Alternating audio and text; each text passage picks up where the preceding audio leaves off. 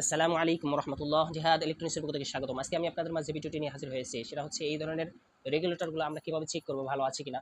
তো আমাদের কিন্তু এই ধরনের রেগুলেটরগুলো অনেক সময় ভালো থাকে। ফ্যানের ক্যাপাসিটার বা ফ্যানের কোনো তার কানেকশন নষ্ট হয়ে গেলে আমরা মনে করি যে আমাদের এইগুলো সমস্যা বা রেগুলেটর সমস্যা, আমরা কিন্তু চেঞ্জ করি। তো আমরা কিন্তু ঘরে বসে আমরা চেক করতে পারবো। চেক করার জন্য আমাদের একটা সিরিজ লাইনের প্রয়োজন হবে। সিরিজ লাইন দিয়ে আমরা কিন্তু এটা চেক করতে পারবো। তো ভিডিওটি শুরু করার পরে ছোট্ট একটা রিকোয়েস্ট, যারা এখন পর্যন্ত আমার চ্যানেলটি সাবস্ক্রাইব করেন তারা সাবস্ক্রাইব করবেন, আর যারা সাবস্ক্রাইব করেছেন তাদেরকে অসংখ্য ধন্যবাদ। এখন ভিডিওটি শুরু করা যাক। তো আমাদের কাছে দেখছেন শরীফ কোম্পানির একটা রেগুলেটর আছে আমাদের কাছে। তো আমরা এটা আনবক্সিং করি, ঠিক আছে, একদম নিউ মাল, ঠিক আছে।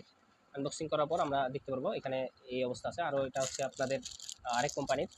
তো আমরা সবটি দেখবো, ঠিক আছে, কীভাবে আমরা চেক করতে পারি। তো আমাদের প্রথমে এই ভলিউমটা একবার বন্ধ করে রাখবো, ঠিক আছে। বন্ধ করে রাখার পর আমরা লাইন দিব। লাইন দেওয়ার পর দেখেন আমাদের কিন্তু লাইটটা কোনোভাবে জ্বলতেছে না, কিন্তু আমি যদি আস্তে আস্তে ঘুরাই দেখেন আমাদের কিন্তু লাইটটা স্লো মোশনে জ্বলছে। আস্তে আস্তে